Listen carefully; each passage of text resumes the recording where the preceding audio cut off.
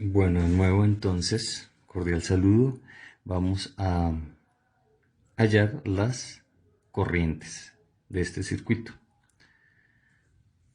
Me tomé la libertad de pintarlo de nuevo porque pues en este circuito ya lo tenemos muy rayadito.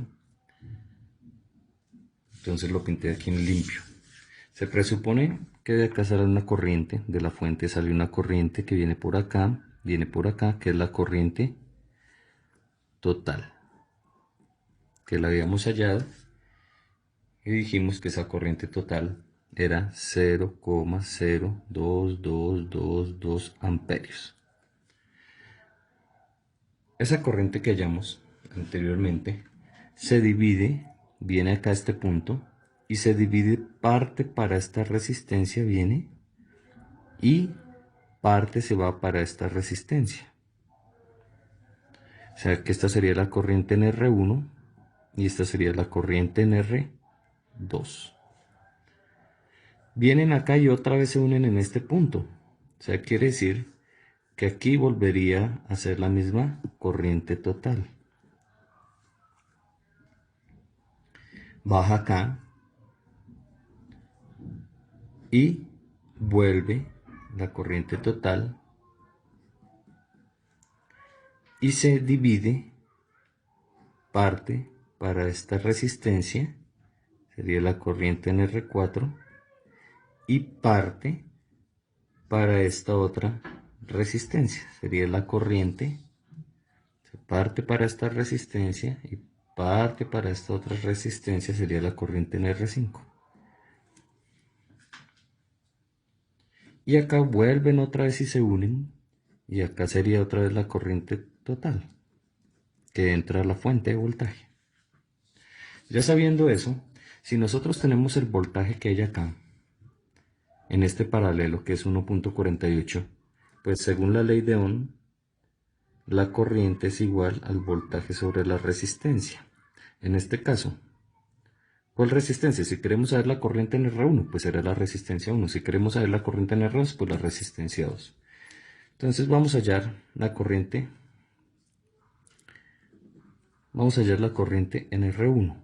Pues la corriente en R1 será el voltaje en R1 sobre R1. ¿Cuál es el voltaje en R1? Pues dijimos que cuando un circuito está en las resistencias en paralelo, pues el voltaje es el mismo, acá y acá, porque es el mismo punto. Habíamos dicho que es 1.48. Entonces simplemente es 1.48 voltios dividido entre la resistencia 1, que son 100 ohmios. Quiere decir que esta división, la corriente 1, a mí me dio, uno corre la coma, 0,0148 amperios.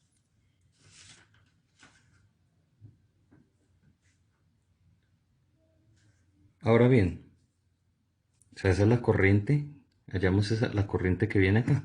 Vamos a hallar la corriente que viene acá. Pues esta resistencia es el doble que esta, pues sería la mitad, no habría que hacer mucha cosa, ¿no? Pero pues hagámoslo. Corriente en R2 es igual al voltaje en R2 sobre R2 igual a voltaje en R2 son 1.48 voltios, ¿sí? Porque el voltaje en esta resistencia en R1 es el mismo en esta, R2. 1.48 dividido entre 200 ohmios, y eso me da a mí, me dio 0,0074 amperios. Y la suma de la corriente en R1 y la corriente en R2, pues tiene que dar estos mismos 0,22, ¿no? Porque la corriente viene acá, se divide aquí, y acá vuelve y se une. O sea que la suma de esta más esta, pues debe ser esta. Ustedes lo hacen allá en su casa y se dan cuenta que la suma de estas dos, pues, es esta señorita.